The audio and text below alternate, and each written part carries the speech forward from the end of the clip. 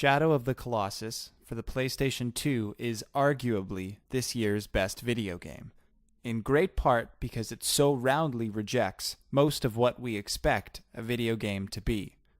Chris Kohler.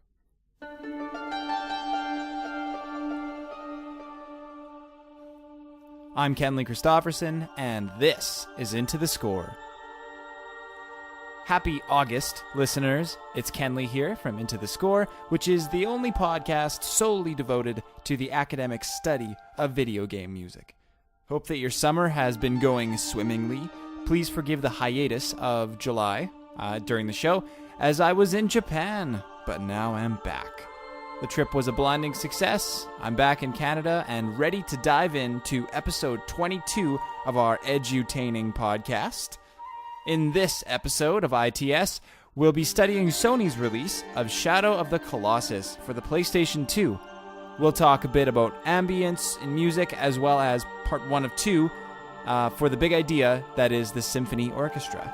And trust me, it's big. That's why it's in 2 parts. But first, let's jog everyone's memory as to how to reach the show. Beauty. The address for Into the Score is www.intothescore.com, as always. If you would like to reach me, you can always send me a note at kenley@intothescore.com. So, Kenley @intothescore.com. We are on iTunes, so you can subscribe through the site or through iTunes. Also, there's a comment section on every post, so if you want to leave your ideas, comments, criticisms, debates, whatever you think, you name it, definitely do it. I always reply, so if you have a comment or a little criticism discussion, then always come back and check out the response. It's all about the discussion, you know? There's other people getting in on other people's comments, and it creates a good conversation, and I love it. I've got more emails than ever before between episode 21 and now, with more comments coming on the board than ever before, and I just really want to say that I appreciate all of you guys taking the time to post on your favorite episodes, because then other people post, and I'll post too, and just like you were saying before, we get some good discussion going on. That's how you build a community, you know? Before we dig into 2005, let's get serious and get our blood pumping.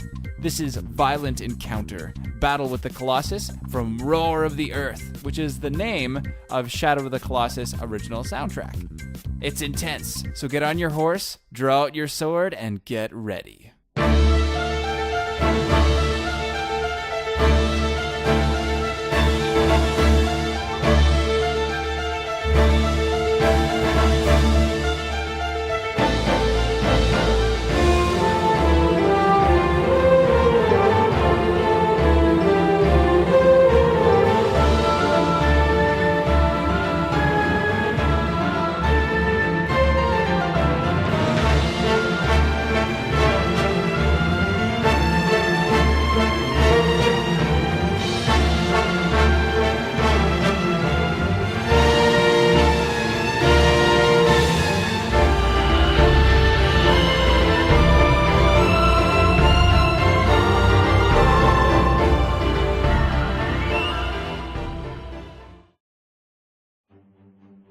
2005 began with January's inauguration of George W. Bush for his second term of election in the United States, while Iraq saw their first free parliamentary election since 1958. Pope John Paul II passes, while Pope Benedict XVI ascends the position. The identity of the mysterious Deep Throat persona during the Watergate scandal is confirmed to be W. Mark Felt. Blink-182 announces that their band will be on indefinite hiatus, and the world triumphs at the first successful human face transplant. Wow. With regards to gaming, 2005 was a year of video game controversy, with particular notice towards ratings, censorship, and the ESRB. I mean, this has always been a problem. This year just seemed to climax, beginning on the 6th of March, when topical news program 60 Minutes profiled many games since the beginning, including Death Race, Carmageddon, Mortal Kombat, and then leading up to Grand Theft Auto, which I'm sure we're all familiar with. GameSpot did a stellar study on the history of censorship in video games, and the link for that is in the show notes. It's definitely worth it. Speaking of Grand Theft Auto, GTA Liberty City Stories came out for the PSP that year. What else came out? Lots and lots. Most notably, God of War, Lego Star Wars, Nintendogs, Age of Empires 3, Call of Duty 4, Civilization 4, Dragon Quest 8, lots of numbers, and a re-release of Final Fantasy 4. Definitely lots of numbers in that one. There's just so much to say about that year that I'm not going to dwell on it too much. Well, too much. Though I will say that the world received the Xbox this year, which is pretty cool. Also, because we're covering 2005 in gaming, it's fairly obvious that Shadow of the Colossus came out in this year as well. But we actually can't dive into that quite yet, because there's a little bit of prehistory to this game, particularly with regards to Sony Computer Entertainment, or SCEI, and the Eco project. To let your brains percolate on this, the next piece we're going to listen to is Commandment, and it plays near the beginning of Shadow of the Colossus. It's from the OST, and it has a very pensive feel, with the opening played by what I think is a shakuhachi, which is a traditional Japanese wooden flute. Behind the melody, we get this beautiful sweep of synthesizer, almost like waves coming onto a shore, quenching the thirst of the beach. It's by Ko Otani, and it's called Commandment.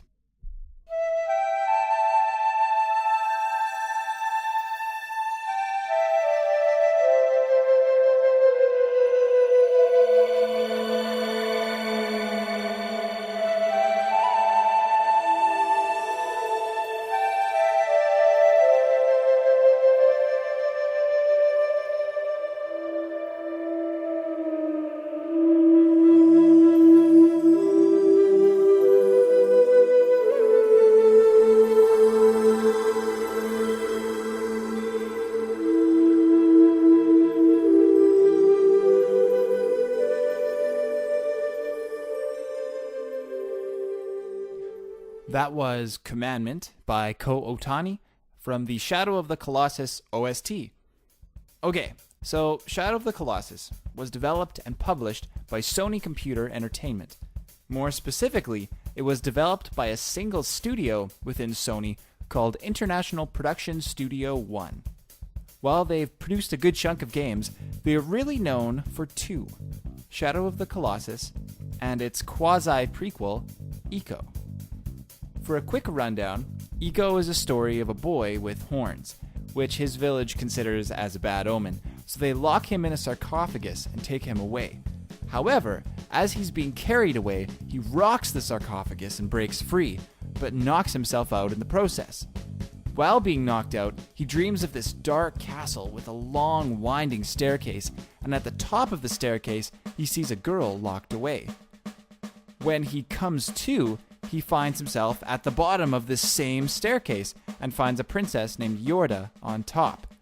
When he rescues Yorda, her evil queen mother locks the doors to the castle, so Eco and Yorda are forced to find other means to escape. There is definitely a lot more to the game than that, but that's the plot summary. During GameSpot's video review of Eco, reviewer Miguel Lopez talks very little about the plot or story at all, and says that the real beauty of the game lies in its nuance, its animation, its soft lighting, its very subtle and downplayed musical score. Sentiments to which I agree. The review address is in the show notes, and it's really quite good. So now that we know that little bit of background, I have a brief paragraph about the game Shadow of the Colossus from the wiki. It's very short, and after we read the description of the game, we'll find out why. Quote, "The game focuses on a young man named Wander, who must travel across a vast expanse on horseback to defeat 16 beings, known as Colossi, to restore the life of a girl. The game is unusual within the action-adventure genre in that there are no towns or dungeons to explore, no characters with which to interact, no enemies to defeat, other than the Colossi. Shadow of the Colossus has been described as a puzzle game, as each Colossus's weakness must be identified and exploited before it can be defeated," end quote. In the show notes for the link there. But it's not very much, eh? However, the catch is that there really isn't a lot of information given within the game, so I suppose I'll fill in some blanks, but not without playing some music first. This is Grotesque Figures, and it plays during one of the 16 Colossus battles. It's by Ko Otani, Grotesque Figures.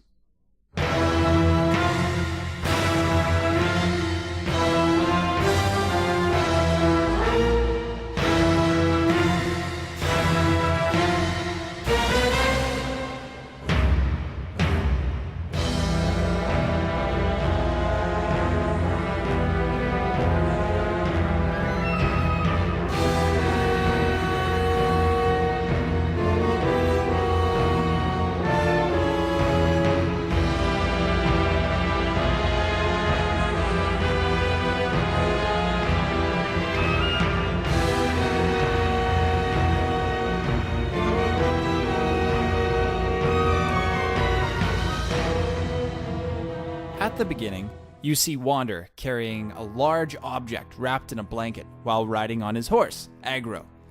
As he's riding, and during the game's introduction, we see this incredibly open world where the game takes place. The environment is really one of the most descriptive characters in the game. Wander eventually arrives at a temple, enters it, and lays the object on an altar. As he unravels the blanket, we see that it's a human girl whose name is Mono. As her face is revealed, dark and shadow-like figures approach him from all sides, but he sweeps them off at all sides with his light-catching sword, which we later learn is enchanted and ancient. After the figures slip away, we hear this booming voice that comes from the ceiling. Its name is Dorman, and it says that it will give back the life to Mono on one condition: to destroy the 16 Colossi that roam the land. So that is your task in the game. Some of the things that make the game special were listed above in the wiki's little abstract there. The only thing that you do in the game is ride around, find the Colossus, figure out how to beat it, kill it, and then do it all over again. Again, as stated above, no towns, no dialogue, well, some, but not really, no monsters to kill outside of the Colossus, no experience points. But I think that that's really the game's strength because it puts the focus on two things: the landscape and the Colossus. The lack of other stimuli allow the player to really realize the importance of the game's task at hand, as well as the utter beauty and artistry in the game's world. Aaron Russin, who runs the blog and podcast Blue and Brown Books, once quipped to me that, quote, "Anyone who does not believe that video games are art has not played Shadow of the Colossus," which I truly agree with and believe. Let's put the environment aside, though. Let's talk about these Colossi. No, wait, I have a better idea. Let's listen to some. This is one of the more actively terrifying ones. It's called A Messenger from Behind, and it plays during the 10th Colossus, also known as the Sandworm.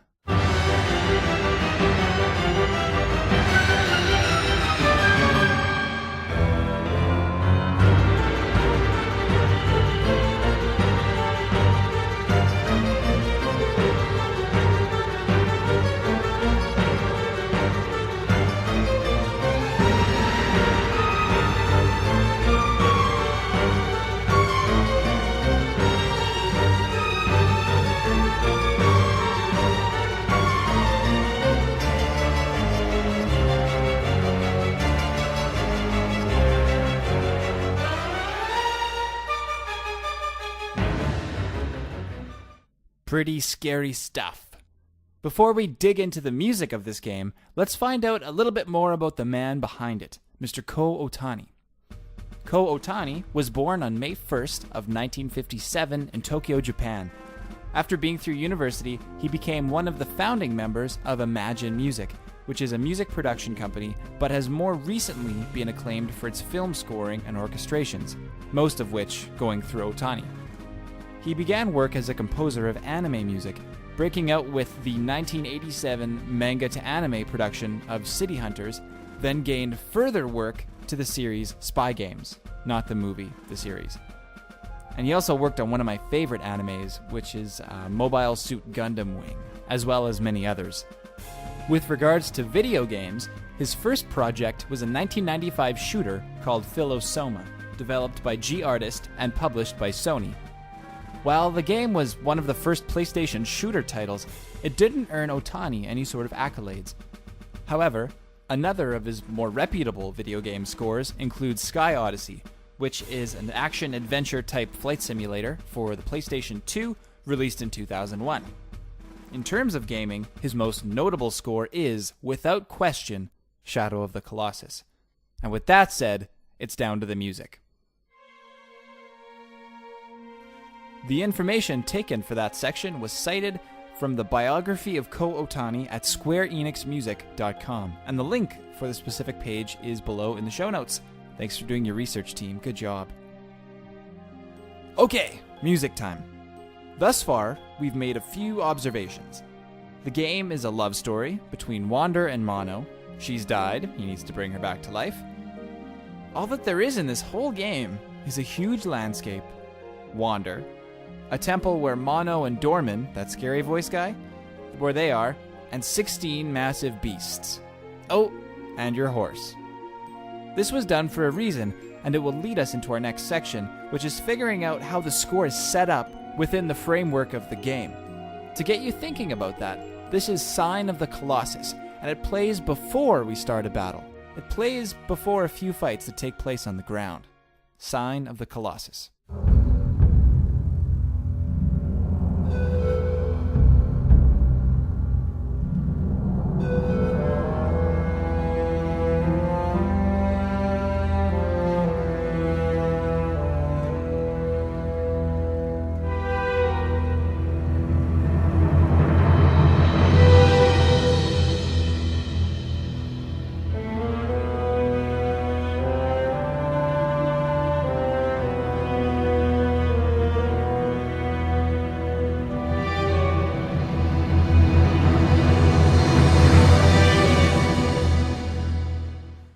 That was Sign of the Colossus by Ko Otani. In this game, there are two important musical atmospheres. There is music, and then there is the absence of music. The designers of the game have stripped this game down to its most fundamental parts, making each part that much more important. That is to say, while music can often be powerful, sometimes it's the absence of music that makes a scene truly powerful. Excluding the introductory sequence, the ending, and when you die in the battle, music only plays when you approach a Colossus, then when you enter into a battle with one, as in like it sees you and wants to take you out, and then it changes when you start to solve the puzzle by mounting or stabbing it. And then it dies, idol shatters, back to silence. Okay, that's a lot to figure out, but if you think about it compared to scores studied in past episodes, especially RPGs, this really isn't that much music. For example, it takes you quite some time to figure out where the Colossus is, so you have to spend a considerable number of minutes on the world map, on a very silent world map. Now, for most RPGs, this is breaking the cardinal rule. In those types of games, the overworld theme is usually the theme of the game, but, like the most important piece. But in Colossus, it's not even there. So a question. If you spend so much time on the map, why not have music? To quote Chris Kohler from before, quote, Shadow of the Colossus for the PlayStation 2 is arguably this year's best video game, in great part because it so roundly rejects most of what we expect a video game to be. I actually want to quote him one more time from his same review of the game. Quote again. Colossus truly excels at manipulating your emotions. You'll go from a sense of loneliness and despair as you gallop through desolate plains to feeling jubilant exhilaration as you cling to the back of a bucking, thrashing Colossus and deliver the death blow. End quote. The sense of loneliness really is there. The designers aren't looking to play on the emotions that are present, but rather they're trying to play on the emotions that aren't there. This isn't a landscape that's lush with color with a valiant knight off to save a kingdom. It's the story of a boy who's lost his love and has traveled to the ends of the earth, a forbidden area, to slay impossibly strong demons and revive his sacrificed Belle. Alone. I'm sure not jealous of him. No towns, no enemies, just you and 16 colossi. It's the desolation that this absence of music, coupled with detailed visuals and tragic story, that really convey this really deep sense of loneliness, and that's what this game's about. Well, at least until you get to a Colossus, then you're not lonely at all. Alright, I'm going to walk you through that really long list from before of where the music happens. When you first get to a Colossus, a cutscene usually takes place. Each Colossus is different, coming from a different area of the map, looking different weaknesses. Everyone is unique. So let's pretend that we're going to slay the 7th Colossus, which is an undersea serpent. When we arrive at the scene, a lake underneath a large stone bridge shows up, and we hear this. This is Lakeside.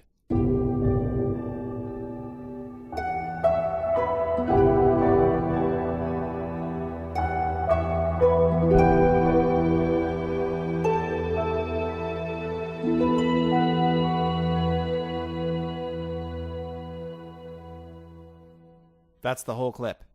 After it's done playing, back to silence. It's okay. We heard it, so we know that we're on the right track. Okay. Running, jumping, running. Big spiral walkway up a tower. Seems like a good idea. All right. Now there's this little diving board and a big lake underneath. Some sparkly dealers in the water. Well, can't go over it, can't go around it. Guess we're going for a dip. We hit the water. Cutscene time, and what do we see? Those sparkly guys, thingers that we just saw? Well, it's part of a huge sea serpent. We haven't tried to attack it yet, but we know that it's there. I mean, how could you not? It's huge. It's just swimming, doing its thing. So Mr. Otani has decided that its music should be more mysterious, as opposed to terrifyingly forceful. This is Silence, Battle with the Colossus.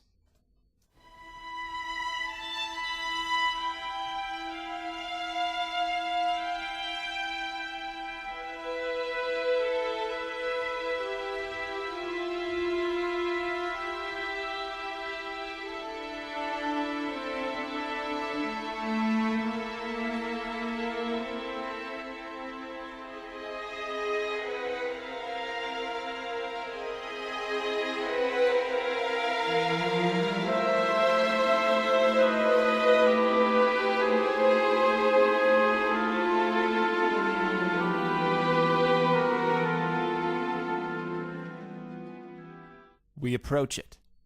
And you know what we should do, just to make it really mad? Climb on its back. Okay, we did it, and it's not happy. And that means we're doing the right thing. So here's In Awe of the Power, Battle with the Colossus.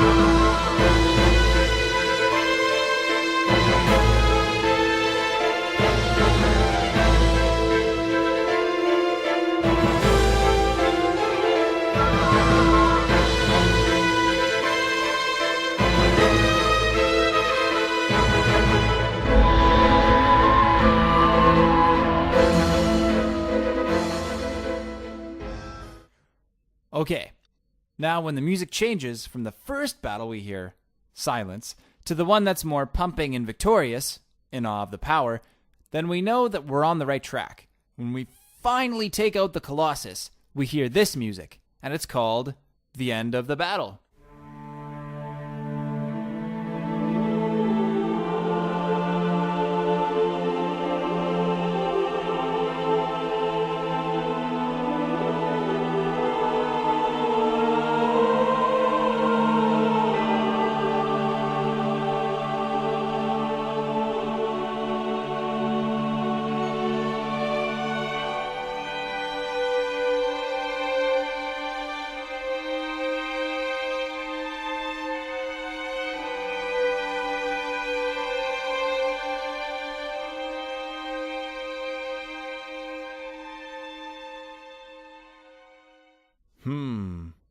You know, I was expecting something happier. I really don't feel good after that battle. Where's my fanfare? it also begs the player to consider what they're doing. They're traveling to a forbidden land to wake a sealed god, to revive our protagonist's love. Something's not quite right there. You can really feel like this is foreshadowing a great tragedy, but you press on. You travel back to the temple to witness the collapse of the idol representing the Colossus, and it crumbles. And then you hear this: idol collapse.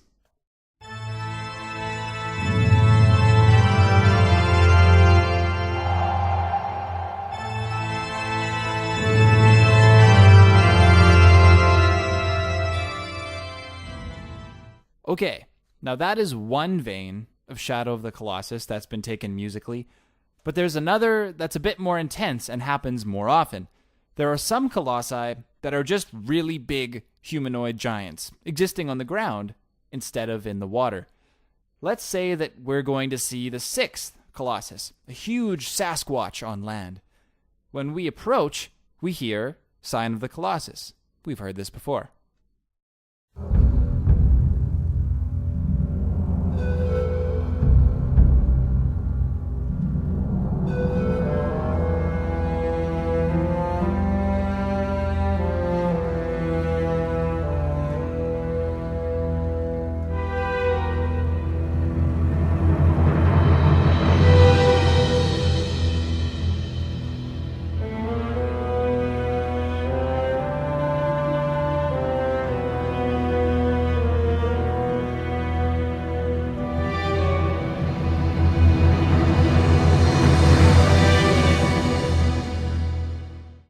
Then, when we actually start the fight, we hear something very ominous. We've also heard this one. This is Grotesque Figures, Battle with the Colossus.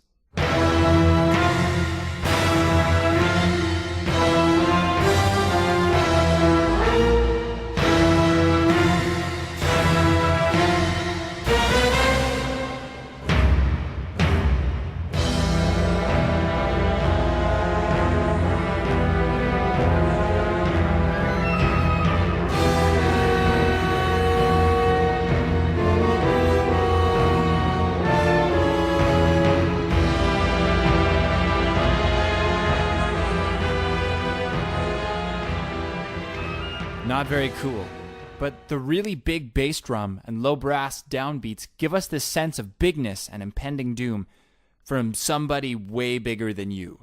Let's hear that sample just one more time, just to really get the message across.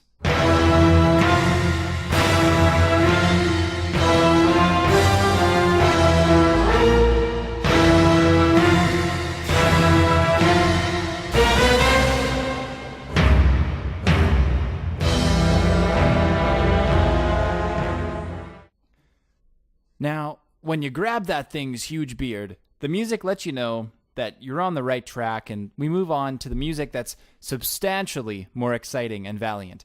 This is Opening Way.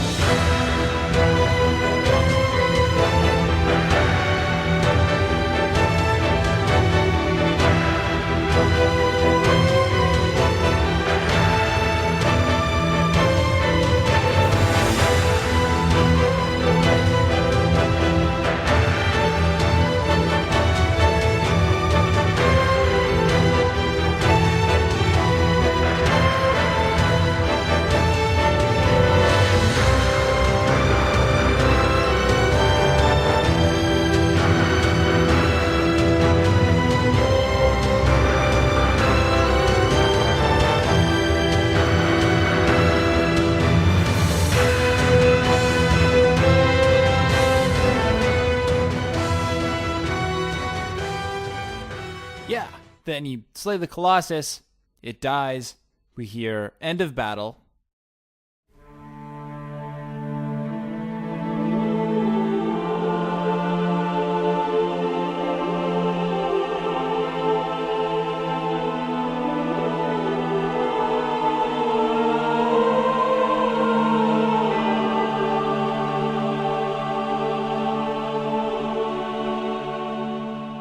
And idol collapse.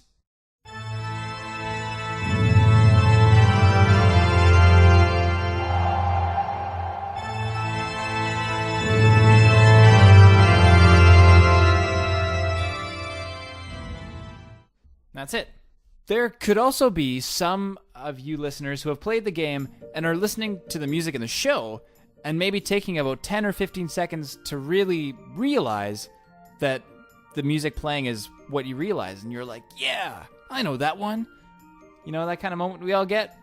The reason this happens is because the loop in the games often begins in the middle of the actual piece. I would guess that the reason why this happens is to hide the looping point in the music and create a continuous flow of music for the battle. Clever man, Mr. Otani. To know which music plays for which boss, I've made a document that says such things, as well as what each Colossus is made to resemble, like our sea serpent or Sasquatch, that we've just studied. It's on the website, it's in the post, go take a look at it if you want. At some point in the music section of the podcast, we delve into instrumentation. In other words, which instruments are playing the music. If anyone remembers the presentation on video game music that I gave to the Winnipeg Video Game Development Group, posted some time ago, I spoke about two general practices in music from video games with regards to instrumentation. The first is what I call the set or fixed ensemble practice, which means that all the music is written for a particular group of instruments, so like brass quintet, symphony orchestra, rock band, groups like that. The second one is, again, what I call the flexible ensemble practice, meaning that each piece of music is played by a different set of instruments. Many, but not all, Square RPGs follow this practice. It's a bit obvious because there isn't really a third choice. The same instruments play through the score, or different ones do. But what's important is that we understand that the composer makes a conscious choice, to do one or the other in his or her score. Shadow of the Colossus is the former, the fixed ensemble, as it is scored entirely for the symphony orchestra. There are some featured instruments that add to the orchestral color palette, but first, let's dig into the symphony. In fact, it's our big idea. How about something a little more appropriate? That's better. It's good to start by stating that, as old as the symphony is, it didn't just pop into existence. Like most things in life, it developed over a period of time into eventually what became the symphony. As said in the beginning of the episode, this will be a two-part big idea on the symphony orchestra, with the first part kind of describing what the symphony is and how it came to be. The second will be more about orchestration and exploiting or expanding the use of orchestral color in video game music. Okay, where are we again? Oh yeah, first part. What does the symphony sound like? Well, let's play something from the OST. This is Revived Power, and it plays when you start to do damage on the Colossus. It plays after Violent Encounter, which we've heard earlier, and it has a pretty stock orchestral instruments involved, which we'll talk about shortly. Ko Otani's Revived Power.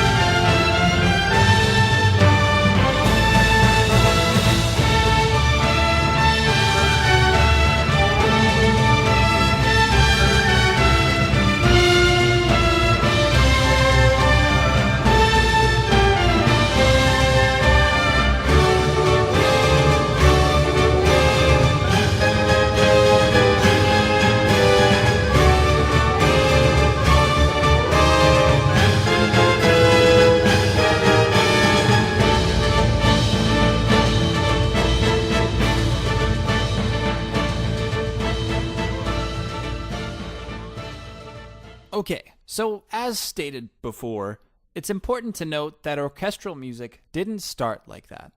Half of those instruments weren't even invented yet. Throughout the Middle Ages, with the dominance of the church, vocal music had been developing at a steady pace, with the church employing or housing composers who were pushing the limit of music at the time. However, that doesn't mean that instrumental music didn't exist. It just didn't play as prominent a role in social culture, and was simply thought of in a different way by performers. And they improvised, well, a lot of it. To further illustrate this, the next passage is from Donald Grout and Claude Poliska's textbook, A History of Western Music, under the heading Instrumental Music of the 16th Century. Yawn. Quote, during the 100 years between 1450 and 1550, distinct styles, genres, and forms of instrumental music emerged. Independent instrumental music existed earlier, of course, in the form of dances, fanfares, and the like, but since performers played it from memory or improvised, the music has not survived. Much of the early written instrumental music that is extant consists of transcriptions for keyboard. Medieval manuscripts, such as the Roberts Bridge and Faenza codices, which include keyboard arrangements and elaborations of cantilenas and motets, which are medieval styles of music, undoubtedly represent only a fraction of the music that was written that way. Moreover, a great deal of music written for voices was often performed instrumentally, and instruments participated with the voices in the performance of polyphonic music since the Middle Ages. So, the seeming increase in instrumental music after 1450 is an illusion. It simply means that more of it was being written down. And the quote for that and citation is in the show notes. And that was from A History of Western Music by Donald Grout and Claude Poliska. The reason why I quote it and not a more readily available source like, say, a wiki, is that the wiki is really short and I was a bit skeptical. So I double-checked, and the wiki just didn't quite have it right. And the quote addresses were kind of there were discrepancies in there, and I don't know. Instrumental music didn't just appear. It's just that no one wrote it down. However, there are grains of truth in there, so I may use it as a rough outline. The 15th century puts us at about the middle to end of the Renaissance, where a revived discovery and belief of the classical Greek and Roman thinkers rejuvenated Western society to delve deeper into philosophy, science, reason, theater, and art. During the Renaissance, we also see more instrumental music within houses of nobles for courtly affairs and dancing, and that's what the wiki got right.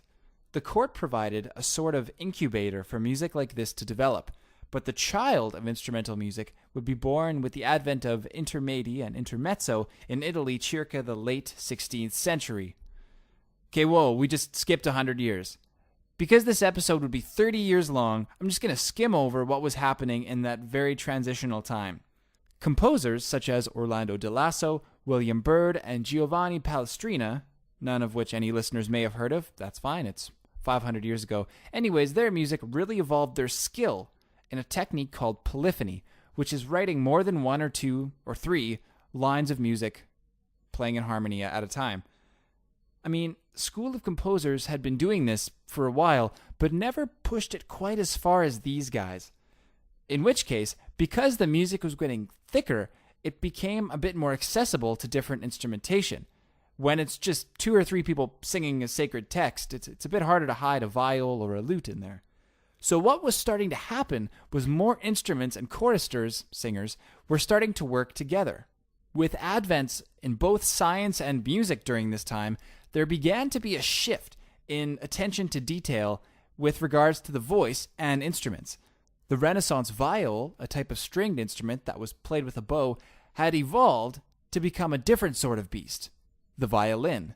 From the violin, a family of violins began to emerge.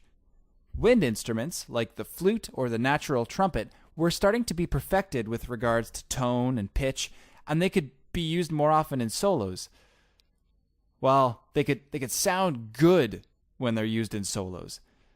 The last thing to change within those 100 years is the concept of the voice and what the voice could do. Performance-wise, singers were learning more about projection, about vocal color, as well as virtuosity or technical improvement. To demonstrate virtuosity, I'm going to compare two 20th century guitar players. Both are good in their own right, in their own style. The first is Chuck Berry, and he's playing Johnny Be Good.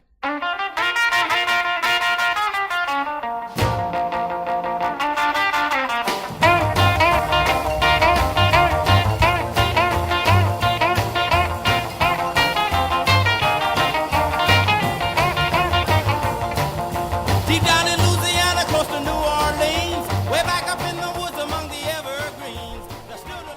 Sounds good, Mr. Barry. Not the easiest guitar part I've ever seen. So, things change. That's the catch. So we're going to jump ahead about 30 years. I know a lot can happen in 30 years, but while Chuck Berry is very good and has a lot of facility on his instrument, which I'll talk about right away, the next piece we're going to play is the first track on the first album of a band called Van Halen, and it's called Eruption, and it's a guitar solo played by Eddie Van Halen. Eruption.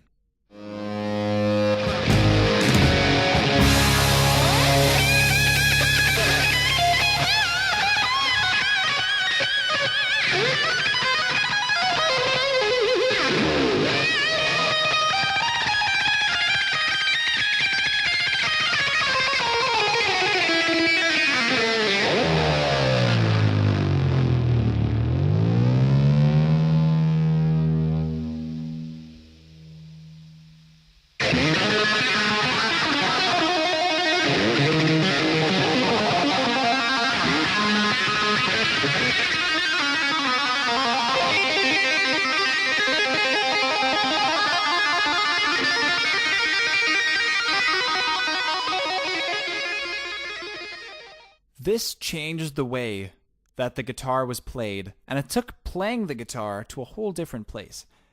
The ability to move and manipulate the instrument is called facility, and his facility on the instrument is, well, it speaks for himself. Now, I know this was a little bit long-winded, but the concept of virtuosity is important here because it's one of the hallmarks of the era after the Renaissance, called the Baroque era. The reason why the concept or idea of virtuosity is important is because composers started to see that performers were pushing the envelope of their instruments and that they could write music that really highlighted that.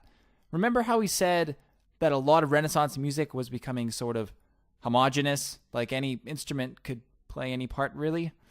Well...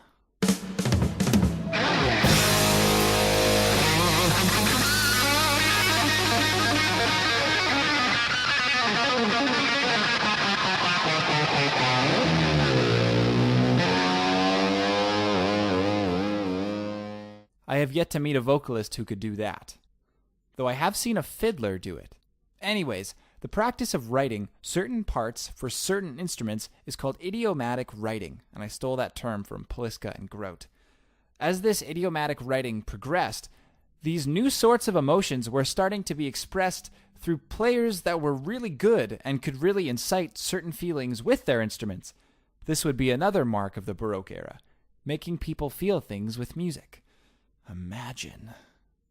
Okay, now we're going to get back to this intermezzo and intermedi idea. Let's get this ship back on course here. There had been another medium that had kind of been inciting some feelings in the audience. Drama. However, some drama would be long and involved, so you'd have to give the audience a little break, something to lighten their spirits. This isn't to say that there was never musical drama or dramatic musicals, because it happened in the classical Greek times, but then that whole Dark Ages thing happened and the world forgot about them until the Renaissance, and hey, where'd all this Greek stuff come from? Music and drama? Hey, yeah, let's do that. Okay, so these intermedi and intermezzo were played by those who were fairly virtuosic at their instruments. The music wasn't a walk in the park. So here's a question. If it were only played by people who could actually play the parts, wouldn't it have to be written for certain instruments? The answer, more often than not, yes. So this was not just a solo thing, it was an ensemble performance. Eventually, these intermedi would become standalone performances and evolve into a new Baroque style called opera. I'm not going to go too in-depth about opera, but the first orchestras were assembled to play the early operas, featuring the works of Ottavio Rinuccini and Jacopo Peri. But most of these composers used only one instrument to a part, and that's called chamber music. But as this type of music moved throughout Europe, some countries, say Germany, for example, favored a bigger sound and added more instruments. Near the middle of the 17th century, there would be soloists with this really large ensemble background in a new type of composition, and according to our two musicologists, Pliska and Grote, the most important form of music in the entire era, the concerto. Okay, so there's a soloist. I get it. But what about this background group? Think back about 10 minutes in this podcast. There was one instrument that really started to take hold, replacing the Renaissance viol. Got it yet? It's the violin. And it's been about 120 to 150 years now. We've covered a lot of ground in this podcast. And by this time, instrument makers really started to figure out how to make awesome violins. Now, not only violins in one size, though. Oh no, different sizes. Ones that were a little bit bigger, played a little bit lower, called the viola. Ones that were even bigger, the violoncello, or the cello. And then I think that the double bass was invented then too, which is like a huge one. I'm having a tough time finding info on that, but I think that it was. So we've covered all the key registers. The double bass is like the low end with the bass, the cello on the tenor parts, the viola with alto, and the violin taking the soprano. So where am I going with this? These four components make up the center of the orchestra. Okay, so to string this all together, we're going to listen to number 18 from Handel's Messiah. And that was written in 1742. And this particular version is recorded by the London Symphony Orchestra in 1999.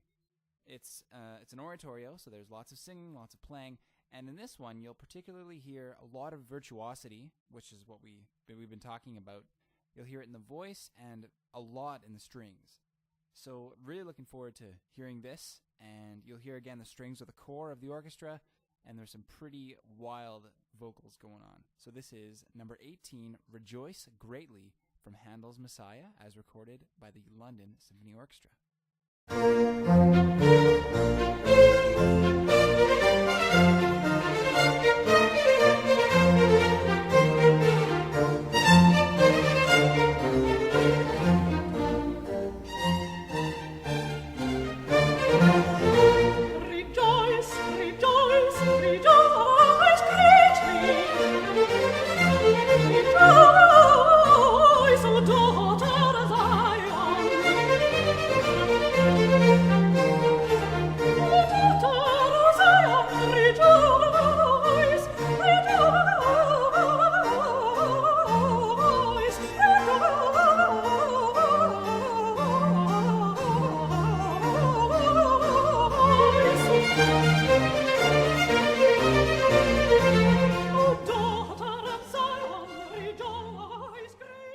Okay, I'm going to leave the analysis there. That was really intense, and thanks for sticking around. We're going to resume the analysis next episode and focus on instrumentation. Like, how did the trumpet get into the symphony? You'll have to wait and find out. So strings are the core. It's true. Let's check this out. This is Silence, Battle with the Colossus.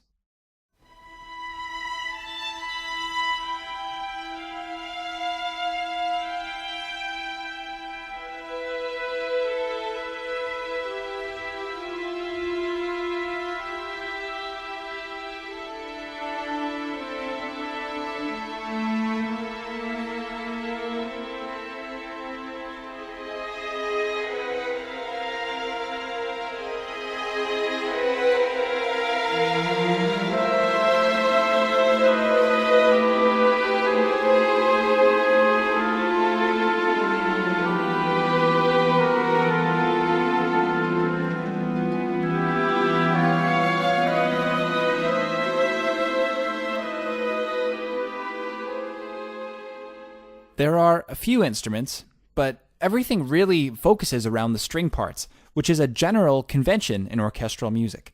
Not always, but often. The strings really pull our emotions here, especially because they only get one motive in the first 30 seconds. We're going to listen to that section again, and listen for the melody played in the violin. It's about 6 beats long or so. As the violin plays its last note of the theme, the viola picks it up and does the same thing. So it'll sound the same, just an octave lower. After that, we hear the theme a third time. This time it's lower still, played on the cello. Again, here's Silence, Battle with the Colossus, by Ko Otani.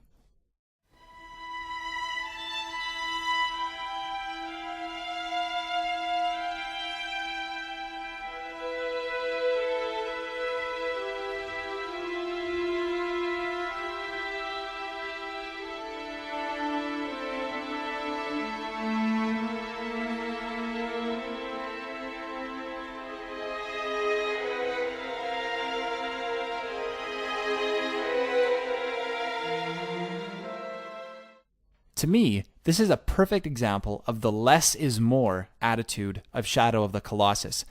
It's very sparse, open, free, just like the world in the game. However, sometimes things are exactly as they seem, like a really huge, giant Colossus coming to crush you, and it's intense and emotional. Here, more is more, most definitely. We've heard this one before. It's called In Awe of the Power, Battle with the Colossus, and listen in particular for the string parts in the opening, swinging and swirling like a whirlwind over a desolate earth. Idiomatic writing. This part is perfect for string players.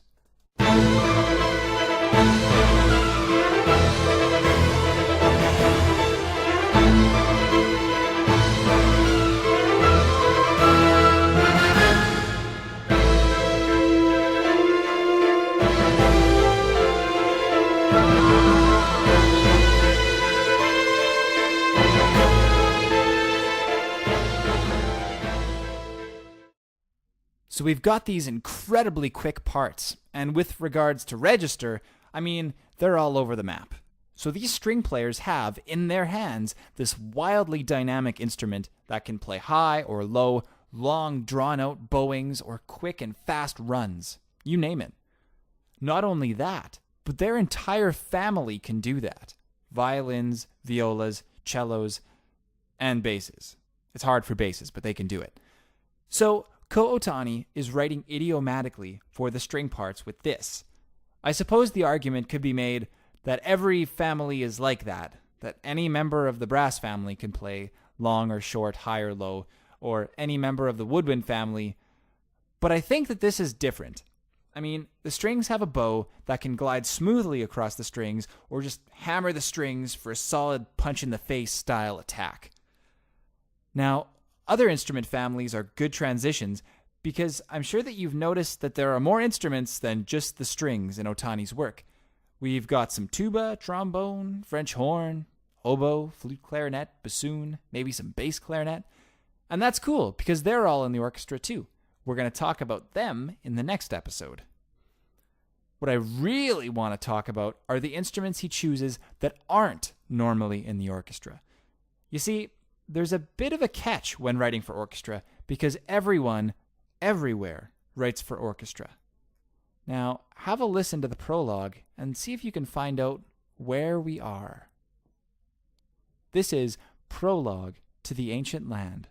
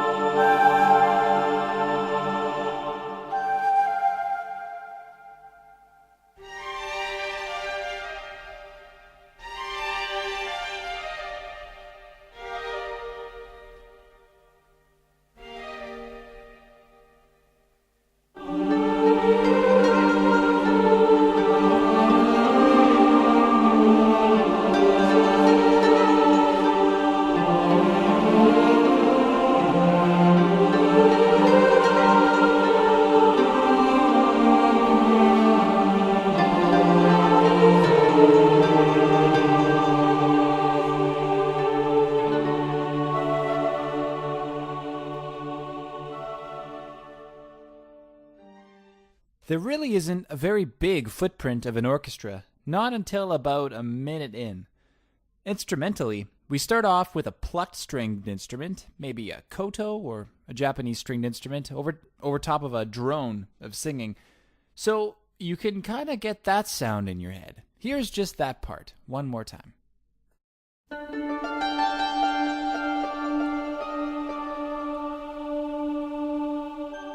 Okay, so even from just that little bit, we start to get a picture of where the game takes place.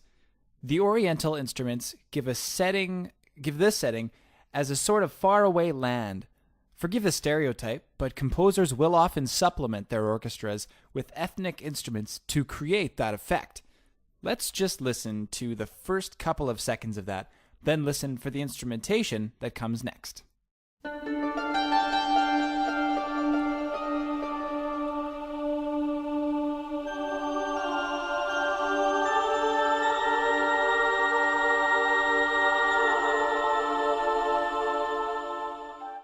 Did you get that feeling of distance? That's a big part of the story. You're at the ends of the earth, you know? But the story isn't just about being far away. It's also about love. Wander has to revive his love in a temple, which, during the prologue, is his destination.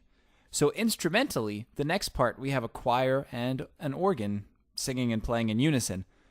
When I hear choir and organ, I think of church, or at least some sort of liturgical style of music. Mythology and or religion is a big part of this game too, with the spirit Dormin speaking to Wander in the temple and promising to revive Mono. After which, we have a little flute that seems to chirp like a lonely bird far away from home. And these three things make up the first half of the prologue. So it's going koto, choir and organ, then flute. Let's have a listen to that.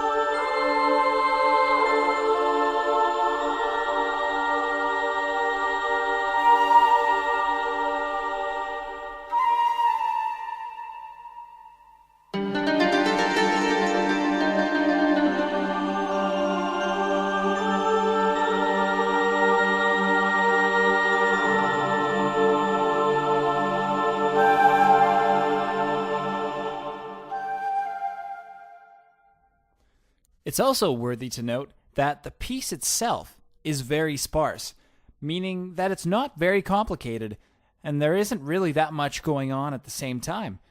I think that's important because that's the nature of the game itself, including the plot, the landscape, the gameplay. It's important to note.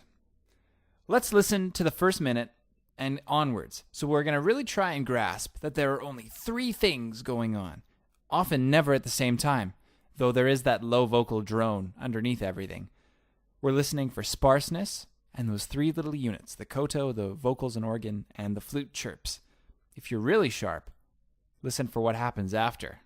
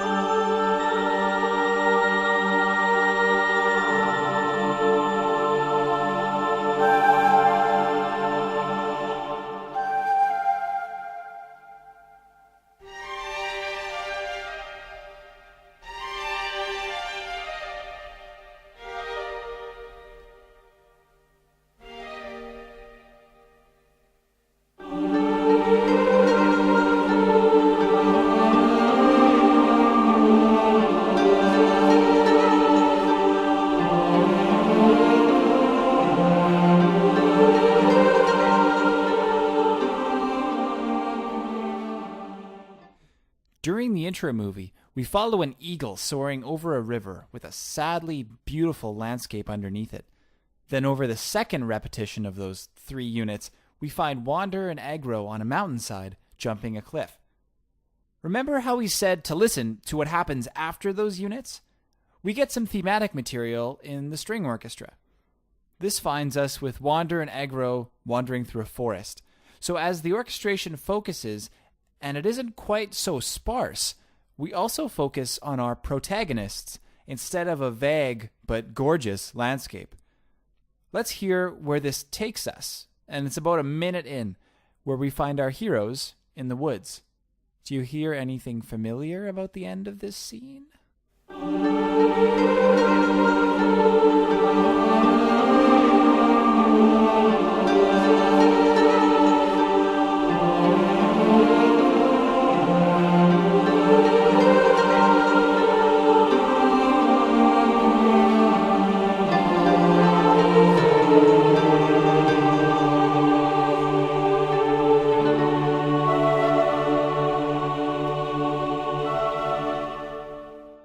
And that's the scene.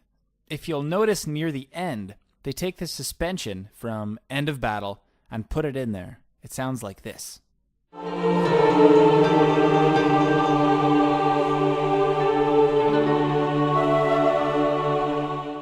Okay, now there's one more tableau of this opening. The sky is a pale golden, and it finds Wander and Aggro coming to a huge gate. Musically, it begins with busy strings, all kind of playing this little motive at the beginning. In classical music, we often call this the development, where there isn't necessarily a lot of melodic or thematic material going on, but the music gains momentum and kind of gets this sense of moving faster and getting louder. And this totally happens in the prologue, but then all of a sudden, it ends. Let's listen.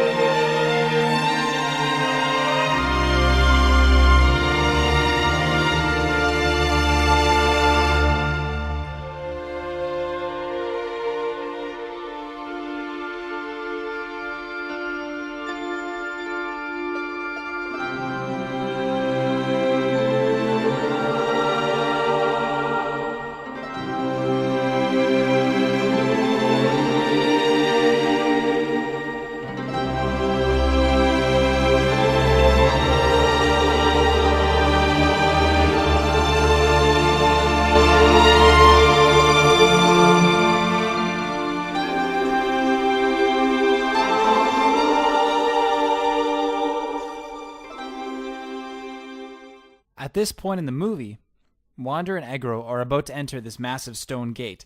The sun is shining, and they enter. Upon their first steps into the gate, we hear the orchestra, the organ, and the vocals all come together into a grandiose procession. The camera swings around, and we see them cross a massive bridge into a great temple. And so begins our game. So let's listen to where they enter the gate. Here we go. Third section.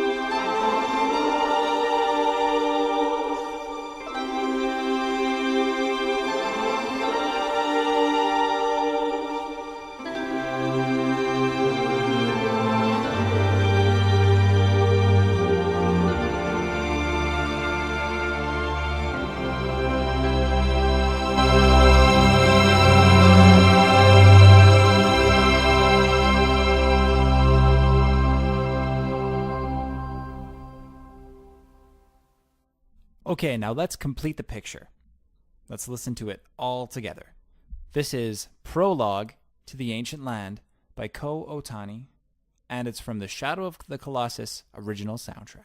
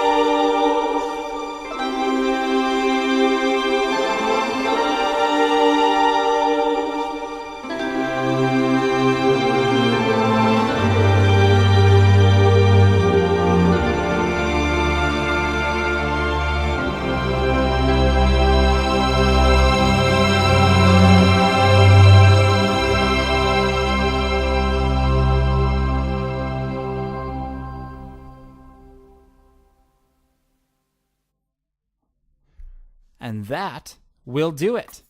Thanks so much for listening to episode 22 of Into the Score. Your comments and listenership is always so appreciative, and I'm thrilled to share the artistry of video game music with everyone together. This past episode was on Shadow of the Colossus, which was developed and published by Sony and has a score by Ko Otani. Also in this episode, we studied Eco and the Symphony Orchestra. Our next episode will continue our study of the symphony orchestra with regards to the addition of wind and percussion instruments to the strings. We'll talk about tone color and pushing the envelope with a symphony. Now, what game could possibly be good for that? Well, I have gotten a few emails about listeners wanting to hear some analysis on a game scored by Square composer Hitoshi Sakimoto, who writes around the symphony orchestra as well. The game is Square's 1997 release, Final Fantasy Tactics, or Square Enix's 2007 release of Final Fantasy Tactics War of the Lions. They're essentially the same game. The lineup for the next few episodes is looking quite exciting, so make sure that you stay subscribed and stay tuned.